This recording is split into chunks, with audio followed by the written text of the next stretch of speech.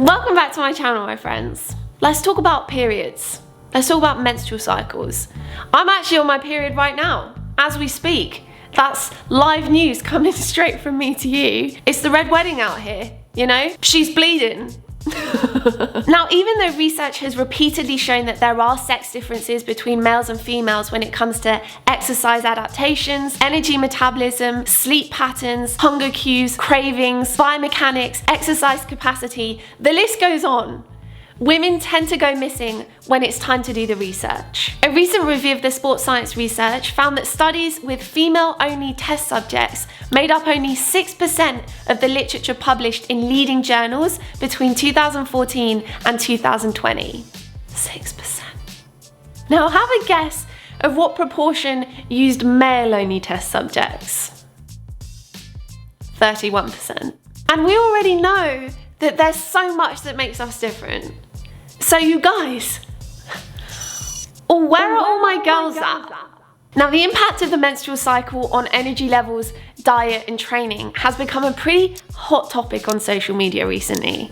I'm getting sent posts every day from YouTube, Instagram, TikTok, asking me to confirm if it's true. So I've checked out some of these posts. I've read the books that some of these posts are based on. I've read the science that some of these books cite. And can I say that not all these books are based on scientific literature. The authors make it highly ambiguous. And I've also read through the literature generally beyond these books. And I have to say, I personally don't agree with a lot of what's trending around this topic right now. I think there are a lot of people drawing conclusions and making recommendations based on very little science. So this is my view of what we can learn from the science of how the menstrual cycle impacts our nutrition and training. Let's start off at the beginning with some basics. Let's go back to high school biology. What actually is our menstrual cycle? What's going on behind the scenes? Then we'll be ready to look at how that might affect your appetite, cravings, workouts, training progress, how you feel, and more. First off, the menstrual cycle is the repeating cycle of changes a body goes through in preparation for the possibility of pregnancy. The start of a menstrual cycle is marked by the onset of menstruation. That's just the shedding of the endometrium, which is the lining of the uterus. So day one of bleeding is the start of a new cycle. It's often oversimplified as a 28-day cycle, but in reality, a big mix of studies and data on hundreds of thousands of menstrual cycles shows us that there's a lot of variability in cycle length, and that the normal menstrual cycle is conventionally classified as 21 to 35 days in length. Even within an individual, cycle length can vary by over a week. It's so important to remember that every female is different, so when we're talking about hormonal changes and timings, these are just real simplifications. They're just there to illustrate what's going on. We're not robots. Meet more. Commence menstruation. Now. Shedding blood. Report output. Report. Destroy. Menstruation, which happens at the start of the cycle, typically lasts 3 to 6 days, but that can vary as well. So your period starts, and this is the starting point of your menstrual cycle and the start of the follicular phase. Now, your follicular phase lasts until ovulation. Data shows us this is around 16 to 17 days, even though most people tend to just say 14 days. Through this follicular phase, our bodies prepare for an egg to be released from the ovary, and the uterus builds back up its thick inner lining, which was shed in the first few days of the menstrual cycle. Roughly midway through the cycle, as an egg is released from the ovaries into the fallopian tube, we hit ovulation. The follicular phase is now done, and we're into the luteal phase, and that tends to last around 12 to 13 days, but people tend to just say 14 days. During this luteal phase, the endometrium is pretty much done with thickening, and the body is preparing for the potential attachment of a fertilized egg and a potential pregnancy. If no fertilization takes place, our body enters the premenstrual phase in the final days of our cycle and gets ready to restart the whole thing with menstruation in the next cycle. All throughout this process, there's a bunch of sex hormones fluctuating, and they act as chemical messengers which trigger all kinds of changes in our bodies. But the two that scientists are most interested in are estrogen and progesterone. Estrogen levels are low through menstruation and start rising around the end of your period, and then really surge a couple of days before ovulation. Estrogen levels then fall through ovulation until they pick back up again around the mid-luteal phase as your body is in pregnancy preparedness mode, before falling back off to their low levels into menstruation. Progesterone is way simpler. Its levels are low throughout the follicular phase and they really rise in the early luteal phase before peaking in the mid-luteal phase and resetting back into menstruation. This cycle of fluctuations is constantly running in the background for females, and we have so much ahead of us for learning just how much it affects our physiology, including our brain structure, function, and brain chemistry. There's interest in how our menstrual cycles affect our appetite, food cravings, excess energy intake, strength and other measures of sports performance, mood, bloating and more. So let's take a look at what the science has shown us so far. Okay, first up, how does our menstrual cycle affect our diet? So our energy intake and cravings, but also our calories burn and bloating alongside that. Let's look at energy intake. So in 2007, one major systematic review looked across the body of research to see how our calorie intakes vary across the menstrual cycle. In summary, they found that out of 37 groups of females studied, 27 of the groups demonstrated significantly higher energy intake in the luteal phase than in the follicular phase. And the 4 studies which suggested that there was a higher level of eating in the follicular phase showed non-significant results. So the majority of studies showed that there was a higher level of eating in the second phase of your menstrual cycle, which you can think of as roughly being 2 weeks before your next period starts. This luteal hyperphagia, which is basically an unusually high drive for food, was reported to be somewhere between 90 to 500 extra calories per day compared to the follicular phase. But this increase in calories isn't going to be experienced by everyone in the same way. There was actually a study earlier this year that separated women into those who suffer from premenstrual syndrome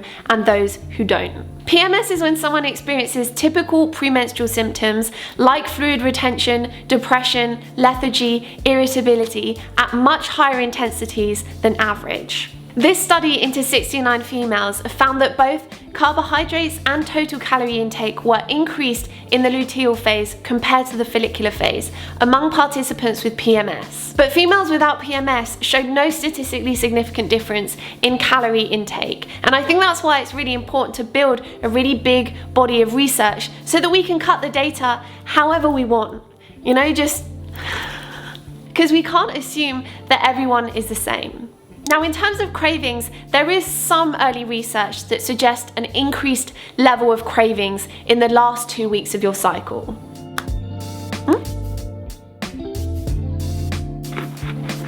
Now, there isn't a lot of research into this, but the early findings are definitely intriguing. There was a 2007 review that summarized that chocolate cravings seem to be more frequent in the luteal phase than at any other time of the cycle. Perception of sweetness may vary across the menstrual cycle, as sensory research suggests that women's preferences for the sweet tastes and smells are increased in the luteal phase. The sweet tastes and smells. I love that for us. I mean, honestly, you guys, sometimes I'm reading about the same foods for hours. Just chocolate, chocolate, chocolate, sweet, chocolate, sweet things, sweet smells, sweet tastes, chocolate, chocolate, chocolate. Give a girl a break, okay? You picked me in my last 2 weeks as well. I'm vulnerable. A paper in 2016 looked at the eating patterns of 260 females and found a big jump in reported cravings for chocolates, sweets, salty flavors during the late luteal phase compared to the rest of the cycle. Now, when scientists crack open our brains and have a look inside, neuroimaging studies show that the parts of our brains that balance emotional processing with logical thinking are far more activated by visual cues of high-calorie foods than low-calorie foods during the luteal phase. But during the follicular phase, brain activity isn't triggered as much by high-calorie foods. But we're not done yet, because that's just one side of the story. There's another side of the story, which is calorie expenditure, which is your calories burnt. Now, we have to be a bit careful because the research isn't unanimous, but on balance, there's some evidence to show that our resting metabolic rate increases in the luteal phase.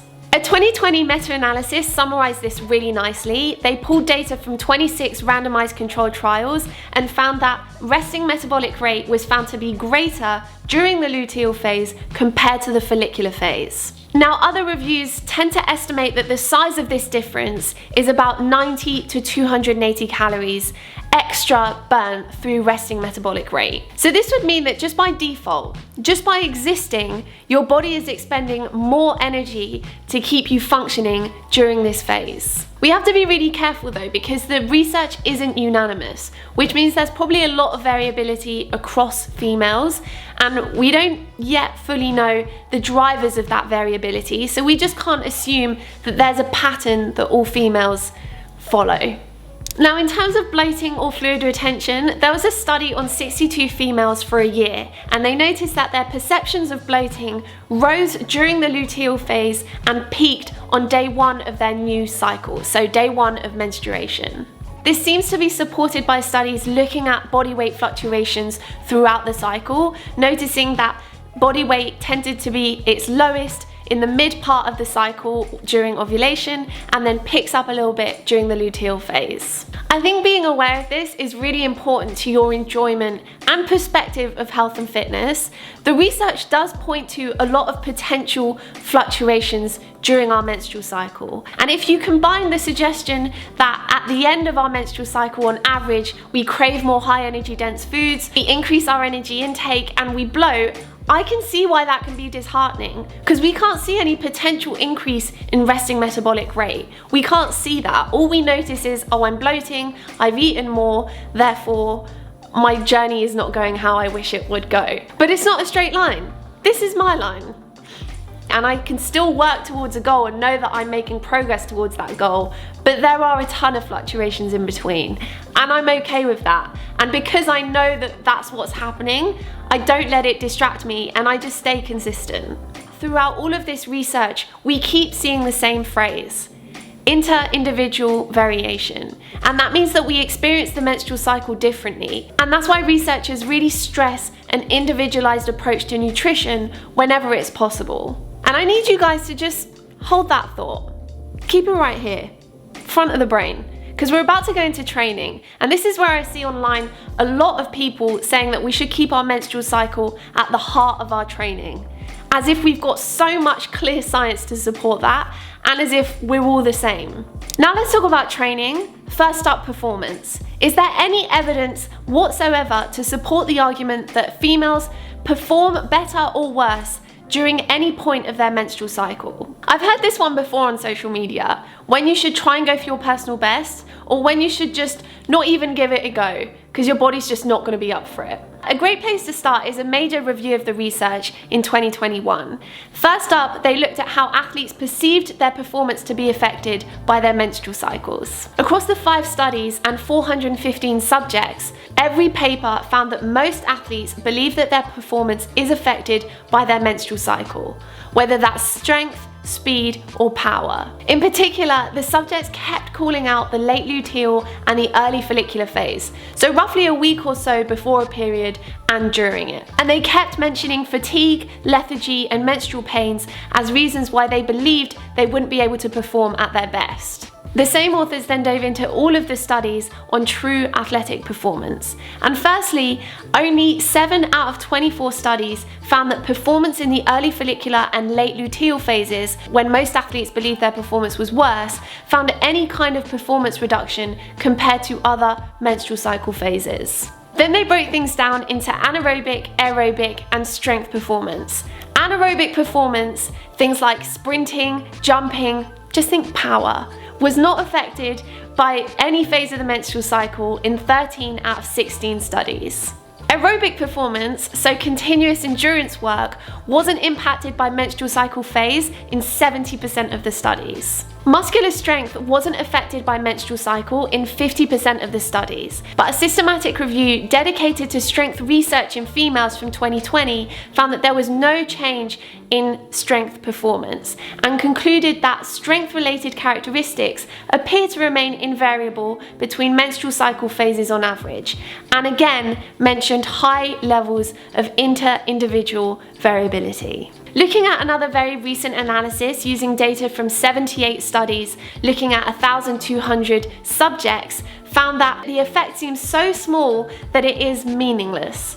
Then they added that general guidelines on exercise performance across the menstrual cycle cannot be formed. A personalised approach should be taken based on each individual's response to exercise performance across the menstrual cycle.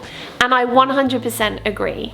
So basically, we don't have much evidence that you're going to perform better or worse at any point in your cycle, and you might surprise yourself. There might be a time where you're not feeling great and you perform amazing, or a time where you are feeling great and you don't perform amazing. Like, the two things aren't always linked, so don't expect them to be linked. Let's talk about cycle syncing, because there seems to be a theory out there that you can prescribe your workout style and intensity based on where you are in your menstrual cycle. It's on TikTok, it's on YouTube, it's in the media. Generally, it's quite ambiguous as to why we're doing it. What are we optimizing for? Performance, happiness, health? It's not super clear. Now, if the goal is health or happiness, I personally couldn't find any high quality studies that directly tested the effects of cycle syncing on those outcomes. Now, if it's meant to be for improving performance, the research here is super early, and it's only really looking at how timing resistance training might affect muscle gains and strength. I personally would never make those kinds of recommendations to the general population based on that little research, especially when we know that there's so much inter-individual variability around the menstrual cycle. In fact, the researchers of this topic regularly call out how there's not enough research in this topic and that the effects just aren't clear. In fact, there's so little research that we're going to run through all of it. And it will be very quick, don't worry. And so you can see why I don't agree with people making generalist recommendations based on so little research. So we've got 3 studies that properly control their test subjects. They're generally trying to see whether you make more strength and muscle building improvements by training in the follicular phase compared to the luteal phase. So for example, they would train one limb of their test subjects more in the follicular phase and then the other limb more in the luteal phase, keeping the total resistance training across both limbs constant. The theory was that by training more in the follicular phase, you'd make increased improvements in muscle hypertrophy and in strength. And so of those 3 papers, one of them found that they made improvements in hypertrophy and in strength.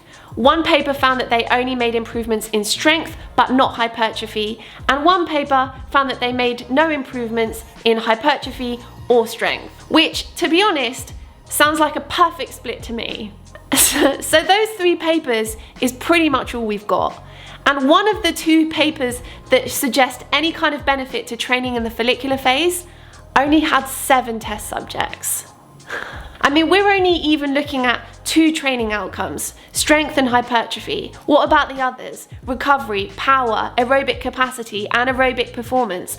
Those haven't been tested. And even if we were just looking at strength and hypertrophy, even then we don't have enough research. We don't have enough test subjects. We need better methodologies. And then it's a new day, and I get sent 10 new TikToks prescribing, telling me how I should be working out based on where I am in my menstrual cycle. It might be Pilates, it might be swimming, it might be a walk, it might be a yoga flow, it might be HIIT, it might be strength training, all based on where I am in my menstrual cycle. Now, the last thing I want to touch on is our psychological responses to exercise. How could our feelings towards exercise change during our menstrual cycle, and how could that affect our progress? One study published last year found that the menstrual cycle phase did have an impact of our enjoyment and our rate of perceived exertion, which is basically how intense we feel we're working during our workouts. And they found that during the luteal phase specifically, subjects showed signs of enjoying workouts a little bit less and finding them harder. This is just an average and it will vary person to person, but we need to appreciate and allow for people to be different. In 2017, researchers tracked women's mood, fatigue, irritability, and feelings of sadness to see how it would fluctuate through their menstrual cycle. And they concluded that each person's pattern of change in mood was relatively consistent across cycles and could not reliably be compared to other people's pattern of change. individual patterns of change across the menstrual cycle are more reliable in predicting significant discrepancies than attempts to fit people to an average pattern of change. And so that takes me on to saying that you might 100% feel different through your menstrual cycle, but taking someone's generic prescription and applying that to yourself just isn't the way to go, especially because there's just so much person-to-person variability. Registered dietitians or medical doctors giving individual advice, that's one thing. But these generic recommendations telling us about the right training style or the right way to train just needs way more research than what we have. Otherwise, these strict prescriptions encourage people to not listen to their bodies because they think there's more science to this method than there actually is. Are women criminally underrepresented in a lot of the research? Yes. Do we need to explore how women's bodies function differently to men's? Hell yeah. But the solution is to do the research. Creating general advice that ignores the one thing that we do know, which is that there's a lot of variability, doesn't serve women. Instead, I think it's 10 times more empowering to say, based on what we know, we hypothesize that your menstrual cycle might impact how you feel, perform, and progress. It honestly doesn't mean shit that something is trending right now. I always think the best thing to do is to step outside the noise and to start studying yourself. Be the world-leading researcher of you. Track how you feel, track your menstrual cycle. That's why I like the menstrual cycle tracking apps, for that reason. But go into it with zero expectations, just wipe the slate clean. Now, I personally train on my period. I mean, I have 24 hours where the cramps are they're just really grinding me down. But most of the time, my mood is high, my motivation's high. So I work out throughout my whole cycle, and that doesn't mean that that's gonna be right for you, but you should feel confident in your own experience and not feel like you're second guessing whenever you see posts that create an expectation that you should be performing at a certain level or training in a certain way based on where you are in your menstrual cycle. I guess it's kind of weird making a science explain when there's not that much science to explain because we still don't know a lot, but sometimes it's just helpful to know what there is out there and to know that a lot of it is just noise. And I find that empowering as well, just knowing that I can just shut that noise out and just focus on myself. And I love you guys so much. I hope you found this video helpful. Please give me a big thumbs up if you did. Hit the subscribe button if you want to see more and join our incredible family with the little notification bell as well. And I will see you very soon. I love ya. Bye.